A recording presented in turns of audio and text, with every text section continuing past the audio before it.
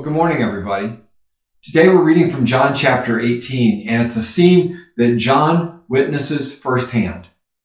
John tells us about an agonizing moment between two very close friends, between Jesus and Peter. We know Peter, of course, is a very outspoken and bold disciple of Jesus, but in this moment where Jesus needed him the most, he turns his back at this greatest time of need. Now, yesterday we read about how Jesus was in the Garden of Gethsemane, and when he was done praying, the soldiers and Judas, of course, came and they arrested Jesus. They arrested him and they bound him and they took him to Annas' house. Annas is the father-in-law of the high priest whose name was Caiaphas. And John tells us that Peter and John follow along behind. And so we have three scenes now that John describes for us. So in scene one, John tells us that as they arrive at Annas' house, John actually knows the high priest. And so they allow John to come in. And John talks to the gatekeeper and asks her, will you let Peter come into the courtyard at least? And so she allows Peter to come into the courtyard. And as she is bringing Peter in, she must have recognized Peter or recognized his accent. And listen to what she asks Peter in verse 17.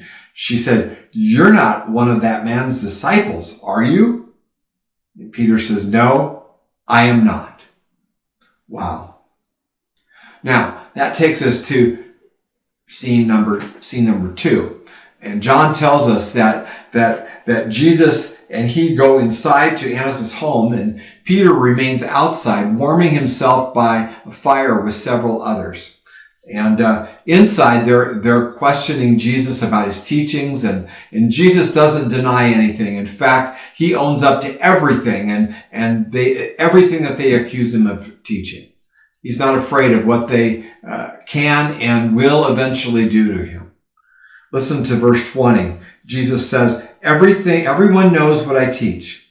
I have preached regularly in the synagogues and the temple where people gather.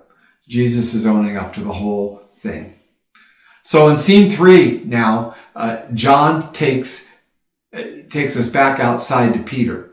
And Peter was standing by the fire with, as I said, with several others. And some of the people who are there with him recognize him. And they ask him one more time. They said, "You're not one of his disciples, are you?"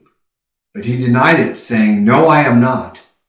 But one of the household slaves of the high priest, a relative of the man whose ear Peter had cut off, asked, "Didn't I see you out there in the olive grove with Jesus?" Again, Peter denied it, and immediately the rooster crowed. Wow, this is such a haunting story. It's easy for us to relate to Peter in this story and all the ways that perhaps that we deny Jesus in our life. And certainly it's true that none of us are completely faithful to Jesus. We all have our Peter moments, don't we? We all need Jesus. We all need forgiveness. But even more than our denials, I think what John wants us to see here is to see how Jesus remained completely faithful, even in the intense scrutiny that he was under. The comparison, I think, is so powerful. Peter is interrogated by this powerless gatekeeper, and he caves into her. And Jesus is being grilled by these powerful people who will eventually mock him and flog him and spit on him, and ultimately they're going to kill him. And yet, Jesus loves his Father completely. And he loves all of us so much that he doesn't cave in to the pressure. He is faithful to his mission.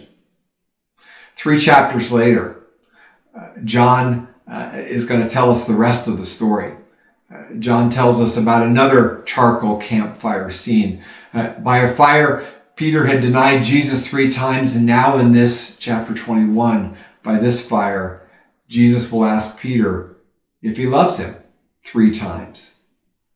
And then he will invite him to be a leader, a flawed, humbled, dependent, but yet an empowered and forgiven person who was going to follow Jesus and be a powerful leader.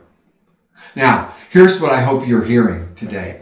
That instead of feeling defeated in our Peter moments, and we certainly have Peter moments when we when we deny Jesus, when we're not faithful to our obedience of Him. I pray that instead of be feeling defeated, we can cling to and rely on the fact that Jesus is faithful. And we can receive His promise to forgive us, and we can thankfully accept His invitation to go back into life and to tell others about the one whose love is faithful to the very end. He is faithful 100%. Have an amazing day. If these devotional videos are helpful to you, subscribe to our channel and click the notification button so you know when we post a new video. And of course, please share them with others.